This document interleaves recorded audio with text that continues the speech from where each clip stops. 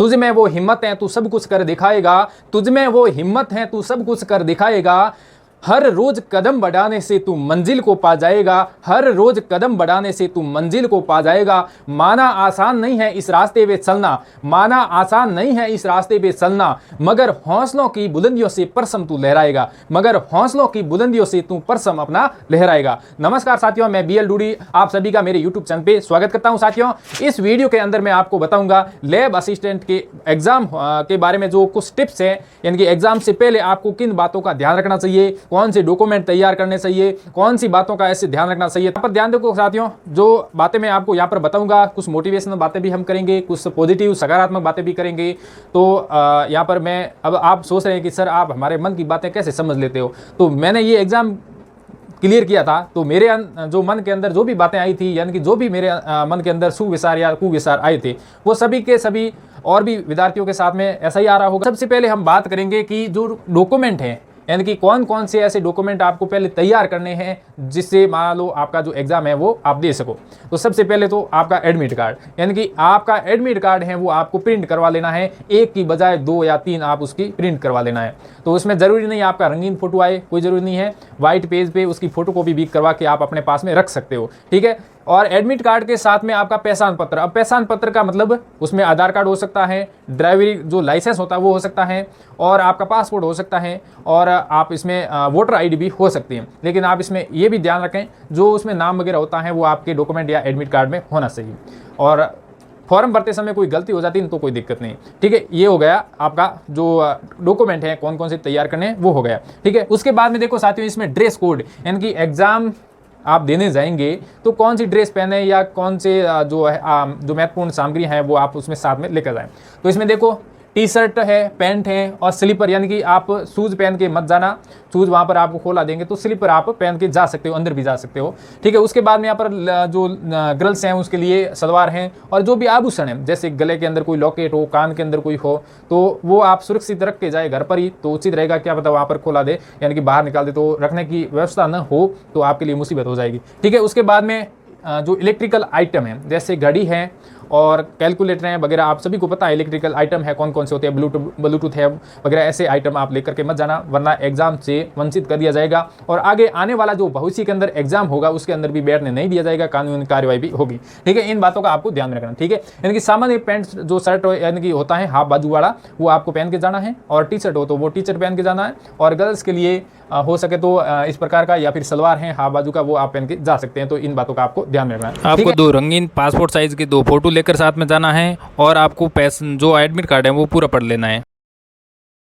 तो पेन लेकर जाना है साथ में, यानी कि जो ब्लू कलर का पेन आता है, यहाँ पर लिख देता हूँ आपको, यहाँ पर इसके साथ में आपको पेन लेकर जाना है। और पेन आप मैक्सिमम 2 या 3 पेन लेकर जाएं, क्या पता एक पेन बंद हो जाता है तो दूसरा काम में ले सकें। और वो भी आसमानी कलर का और पारदर्शी पेन होना चाहिए, यानी कि जैसे ये पेन है और इसके अंदर आपको ये पारदर्शी नहीं है क्योंकि इसके अंदर आर पार है वो दिख नहीं रहा है, तो इसके अंदर जो नली होती है वो आर पार दिखनी चाहिए, ऐसा पेन लेकर जाना है। तो वो आपको वहाँ पर एग्जाम के अंदर अलाउ करेंगे, वरना दूसरा पेन होगा वो अलाउ नहीं करेंगे, ठीक है। तो ये आपको पेन है इसके बारे में भी ध्यान होना चाहिए। जैसे ब्लू कलर का पेन होता है, आसमानी चलने वाला पेन होता है वो, ठीक है। उसके बाद में देखो यहाँ पर टाइम टेबल का भी विशेष रूप से ध्यान रखना है, यानी कि आपका जो एग्जाम सेंटर है वो कहाँ पर आया है ये आप देख लेना, और कौन सी डेट को, जैसे साइंस वाले हैं विशेष रूप से उनके 2 डेट दी हुई, एक तो 28 और एक 29। तो आपको ये भी ध्यान रखना साथियों कि जो आपका डेट है वो कौन सी है और कहाँ पर एग्जाम सेंटर है उसका लोकेशन पता कर लेना है, और एग्जाम के बारे में आपको उसका पता भी कर लेना है, ठीक है। तो उसके बाद में स्टडी, यानी कि टाइम टेबल के लिए आपको स्टडी किस तरीके से करें, यानी कि स्टडी के लिए टाइम टेबल किस प्रकार रखें।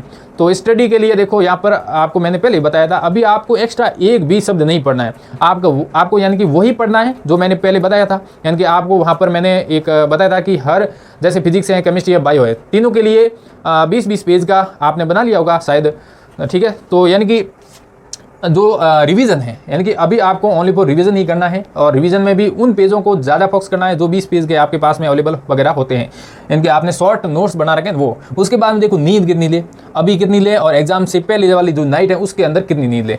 तो अभी आप जो नींद ले रहे हैं तो कम से कम आपको 6 घंटे नींद लेनी है, और मैक्सिमम विद्यार्थियों के साथ में अभी क्या हो रहा है कि नींद नहीं आ रही है, तो ये आपके लिए बहुत ही गलत होगा नींद नहीं आने का। अब वैसे नींद आती नहीं है क्योंकि एग्ज़ाम जैसे जैसे नज़दीक आ रहे हैं वैसे वैसे दिल की धड़कन बढ़ रही है और नींद है वो गायब हो रही है। तो आपको नींद ज़रूर लेना है। आपकी जो हैबिट बनी हुई है उसके अकॉर्डिंग लेना है। पढ़ाई भी करनी है, नींद भी लेनी है। ऐसा नहीं कि मतलब नींद भी गायब हो जाती है, माना सही बात है, बिल्कुल सत्य बात है। लेकिन नींद गायब कब होती है? जब अपने मन के अंदर ऐसा आता है कि मैंने कुछ भी नहीं पढ़ा है, या फिर तब नींद है वो गायब हो जाती है। जोश आता है आपके सामने, यानी कि पढ़ने का जुनून होता है, लगन लग जाती है, तो उस समय नींद नहीं आती है। ठीक है, तो ये 2 कारण होता है नींद नहीं आने का कारण। ठीक है, तो आपको नींद भी लेनी है। नींद आपको, यानी कि जैसे पढ़ाई आप छोड़ देते हो, यानी कि अब मैं बंद कर देता हूँ, अब भी मेरा नींद का टाइम हो गया, तो आप नींद उस समय ले लो। तो नींद लेने के बाद में फ्रेश माइंड से पढ़ो, तो नींद भी लेना जरूरी है। और दिन के अंदर सोना बिल्कुल बंद कर दो। अभी मैंने पहले भी एक बार बताया था कि दिन के अंदर अभी सोना है वो बंद कर दो, यानी कि नींद नहीं लेनी आपको दिन के अंदर, क्योंकि आपका जो एग्जाम होगा ना वो 10 बजे से लगाकर और 4:30 बजे तक आप नींद बीच में नहीं ले सकते हो। एग्जाम चलेगा, मतलब 2-2 घंटे के 2 एग्जाम हो गए, साइंस वालों के और दूसरे विद्यार्थी हैं उनके भी दिन के अंदर ही होगा। तो दिन के अंदर आप नींद नहीं लोगे, आपकी हैबिट बनी हुई है दिन के अंदर नींद लेने की, तो आपको एग्जाम के समय भी नींद आएगी। और ये क्वेश्चन भी गलत हो जाता है तो भी बहुत ही बड़ा नुकसान हो जाता है। ठीक है, तो ये विशेष रूप से ध्यान रखो कि एग्जाम के समय है और वो आपको यहाँ पर किस तरीके से रूटीन बनाना है नींद का, वो भी आप दिन के अंदर नींद बंद कर दो। एक दूसरा, आप नींद कम से कम 6 घंटे लो, जिस समय जैसे नाइट में जिस समय भी आप नींद लेते हो, तो वो आपका रूटीन होना चाहिए। ठीक है, उसके बाद देखो एग्जाम से पहले वाली नाइट, बिल्कुल ये बहुत ही बड़ा ध्यान रखने वाली बात है कि एग्जाम होगा उससे पहले वाली जो नाइट होगी उसके अंदर आप प्रयास ये करना कि आप उस नाइट के अंदर नींद लें। अब वैसे बहुत सारे विद्यार्थी एग्ज़ाम है 10 बजे से शुरू होगा, लेकिन आपको 10 बजे से 1.5 घंटे पहले वहाँ पर पहुँचना है। जो साइंस वाले विद्यार्थी हैं उनके लिए बता रहा हूँ। तो आप जैसे गृह जिला तो सभी के आया नहीं है, कुछ विद्यार्थियों के गृह जिला आया है, तो उसके तो नज़दीक भी हो सकता है। कुछ विद्यार्थी रूम लेकर दूसरे जिले में रह रहे हैं, उनके भी नज़दीक वहाँ पर सेंटर आया होगा। लेकिन कुछ विद्यार्थी ऐसे जो दूसरे डिस्ट्रिक्ट में उनका एग्जाम सेंटर आया है, लेकिन वहाँ पर पहुँचने के लिए बस के माध्यम या कोई साधन के माध्यम से जाएंगे, वो नाइट में सफ़र करेंगे, तो नाइट में वो नींद नहीं ले पाते हैं। तो हो सके तो आप प्रयास ये करो कि एक दिन पहले जाकर वहाँ पर रुक करके दूसरे दिन एग्जाम दे दो। यदि आपकी तैयारी बढ़िया है शानदार तरीके से, तो आप इस तरीके से ज़रूर करना, तो आपका पेपर है बढ़िया होगा। क्योंकि आप रात के अंदर नींद ले लोगे, ठीक है, नींद लोगे तो पेपर है वो अच्छा होगा। नींद नहीं आएगी पेपर के समय, एक भी झपकी आ जाती है तो भी जो क्वेश्चन है वो गलत हो जाता है, तो बहुत बड़ा नुकसान है। ठीक है, ये एग्जाम से पहले वाली नाइट के बारे में बता दिया। उसके बाद में स्टडी, अभी तो मैंने बताया कि स्टडी में रिवीजन करना है, और रिवीजन प्रत्येक सब्जेक्ट में जो शॉर्ट नोट्स आपके बनाए हुए हैं, शॉर्ट जो भी नोट्स हैं उनको पढ़ो। यानी कि जैसे फिजिक्स के अंदर, अब देखो यहाँ पर मैं आपको बात बता देता हूँ साथियों, जो फिजिक्स हैं, फिजिक्स के अंदर विशेष रूप से आप ध्यान रखो, जो इम्पोर्टेंट फॉर्मूले हैं वो आप उसका शॉर्ट नोट्स बनाओ और उसको पढ़ो। अब देखो मैं आपको यहाँ पर बता देता हूँ, लगभग 27 तारीख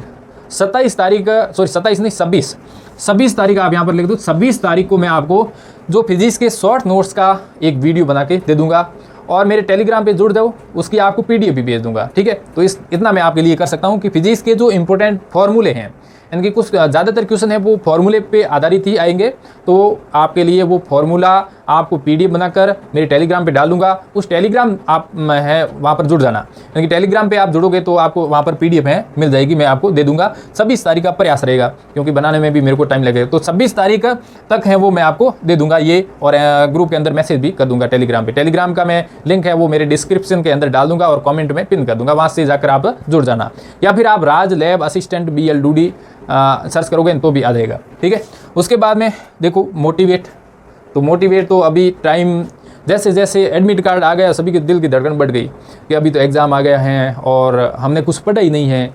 जैसे मेरे मन के अंदर उस समय बातें आ रही थी, वैसे मैं आपको बता रहा हूँ कि आपके मन के अंदर भी ऐसे आ रही होगी। ठीक है, कि हमने जो पढ़ा है उनसे हमारा कुछ भी नहीं होगा, एक तो बात ये आ रही। दूसरी कि हमारा सिलेबस कंप्लीट नहीं है, तो हम क्या करें, हमारा सिलेक्शन नहीं होगा। तो ऐसी नेगेटिव विचार आते हैं, लेकिन इसको दबा देना। नेगेटिव विचार आते हैं, निकलते बार उससे पहले आप उसको दबा दो, तो पॉजिटिव विचार दिमाग के अंदर रहेगा, तो पॉजिटिव ही काम होगा। ठीक है, तो नेगेटिव थिंकिंग आपको बिल्कुल भी नहीं लानी है, आती हैं तो भी उसको दबा दो। ठीक है, यानी कि आपको यहाँ पर देखो एक लाइन लिखी हुई कि मुसीबत से तू ज़्यादा डर या खौफ ना रख, यानी कि जो भी आपके अंदर नेगेटिव थिंकिंग आ रही है, मुसीबत आ रही है, उससे डर मत। ठीक है, तू जीतेगा जरूर एक दिन बस आपको क्या करना है, हौसला रख। ठीक है, यानी कि जीत जरूर होगी, आप हौसला रखो, उम्मीद रखो, जीत की उम्मीद जिंदा होना चाहिए दिल के अंदर। उम्मीद जिंदा होगी, आपका हौसला मजबूत होगा, तो ज़रूर आप, मेरी दुआ यही है भगवान से कि आप ज़रूर साकार होंगे, सपना आपका ज़रूर है वो साकार होगा।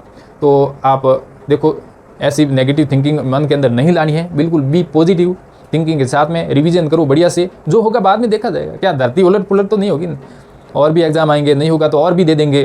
तो ऐसे जो अपनी मेहनत है पूरी होनी चाहिए, बस आपसे जितनी हो रही है उतनी मेहनत पूरी करो। बाद में होगा आपकी मेहनत कितनी है, आपका लक्ष्य कितना है, तो उसके आधार पे आपका सिलेक्शन हो जाएगा। कुछ विद्यार्थी 0.2 से 0.1 से पीछे रह जाते हैं, तो बड़ा दुख होता है उस समय। काश मैं एक क्वेश्चन है वो और सही कर लेता तो मेरा सिलेक्शन हो जाता, तो उस समय बड़ा दुख होता है।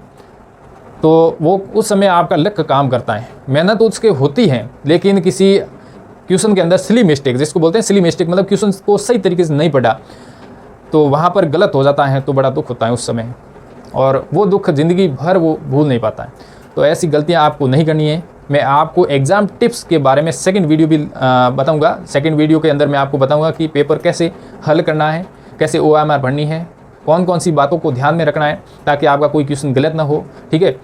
और टाइम की भी मैनेजमेंट किस तरीके से करना है, इसके बारे में मैं आपको बताऊंगा, ठीक है। अब यहाँ पर मैं आपको एक ही बात बताऊंगा, रख हौसला वो मंजर भी आएगा, रख हौसला वो मंजर भी आएगा, प्यासे के पास सल के समंदर भी आएगा, प्यासे के पास सल के समंदर भी आएगा। थक कर ना बैठ ए मंजिल के मुसाफिर, थक कर ना बैठ ए मंजिल के मुसाफिर, मंजिल भी मिलेगी और मंजिल मिलने का मज़ा भी आएगा। तो ये बात आप ज़रूर ध्यान रखना साथियों कि आपको थकान बिल्कुल भी नहीं लानी है, आपको मन के अंदर घबराहट बिल्कुल भी नहीं लानी है। जो भी होगा वो बाद में देखा जाएगा। बिल्कुल सकारात्मक रहो साथियों, यानी कि पॉजिटिव थिंकिंग रखो।